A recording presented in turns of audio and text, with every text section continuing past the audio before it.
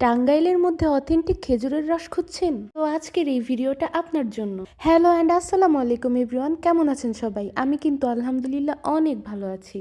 এই হাড় কাঁপানো শীতকে বুড়ো আঙ্গুল দেখিয়ে সেই ভোর 4টায় আমি আজকে চলে গেছিলাম এলাসিনের স্বল্প বড়টিয়া গ্রামে। ভাই কি যে হাড় কাঁপানো শীত, তার মধ্যে গেছিলাম বাইকে। এইদিকে আমার উনি তো রাস্তা ফাঁকা পেয়ে স্পিড তুলছিল প্রায় 70 থেকে 75। মানে কি যে একটা অবস্থা, জমি শুধু বরফ হওয়াটাই বাকি ছিল। তো আমাদের পৌঁছাতে পৌঁছাতে অলমোস্ট 45 থেকে 50 মিনিট লেগে যায়। আমি কিন্তু আজকে প্রথম খেজুরের রস খেতে গেছিলাম। এর আগে অনেকবার শুনেছি অবশ্য, কিন্তু কখনো যাওয়া হয়েছিল না। তো গিয়েই দেখি মামা অনেক সুন্দরভাবে খেজুরের রসটা জাল করতেছিল। এদিকে আমার জামাই তো এত রাস্তা রাইড করে এসে পুরাই কাহিল। এই হচ্ছে আমাদের সেই কাঙ্ক্ষিত খেজুরের রস। মানুষ মাত্র 6 জন থাকার কারণে আমরা এক কলসি নিয়েছিলাম। আমাদের কলসিতে খুব সম্ভবত 4 লিটারের মতো ছিল। দেখেন কত টাটকা আর ফ্রেশ। আর আমরা কিন্তু একা যাইনি, আমাদের সাথে আমাদের আরো 4 জন ফ্রেন্ড ছিল। এই রসটা খাওয়ার জন্য কতই না কষ্ট করে এই হাড় কাঁপানো শীতের মধ্যেও এত সকালে এখানে এসেছি। আর এখানে গুড় বানানোর প্রসেসিং চলছিল। ওনাদের থেকে কিন্তু আপনারা চাইলে রসের পাশাপাশি অথেন্টিক খেজুর গুড়ও নিতে পারবেন।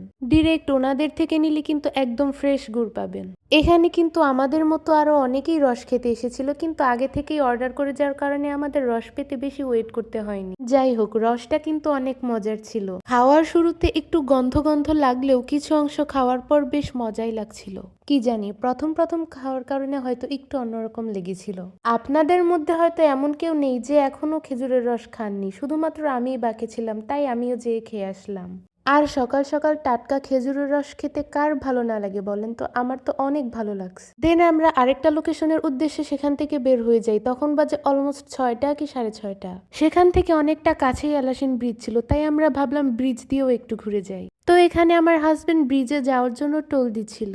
দেখেন এখানে কি পরিমাণ কুয়াশা পড়েছে। আমাদের সদর এরিয়াতে কিন্তু এখনো এত কুয়াশা পড়া শুরুই হয়নি। যাই হোক, এতদিন পর এত কুয়াশা দেখে কিন্তু ভালোই লাগছিল। আর এখানে আমার হাজবেন্ড তার বাইকের কিছু পিকচার নিচ্ছিল। ও কোথাও গেলে নিজের ছবি তুলুক বা না তুলুক, বাইকের ছবি কিন্তু ঠিকই তুলবে। আর এখানে দেখেন কি পরিমাণ কুয়াশা। ঠিক কুয়াশা না, সাজেক ভ্যালিতে পাহাড়ের উপরে দাঁড়ালে যেমন মেঘ দেখা যায়, এখানে ব্রিজের উপর থেকে কুয়াশাগুলো অনেকটা ওইরকমই মনে হচ্ছিল। দেখেন কি ভয়ঙ্কর সুন্দর, তাই না? ওয়েট, আমি কিন্তু আমার জামাইকে সুন্দর বলি নাই, ওই কুয়াশাগুলোকে বলছি। আপনারা কিন্তু আবার অন্য কিছু ভাইবেন না, হি হি।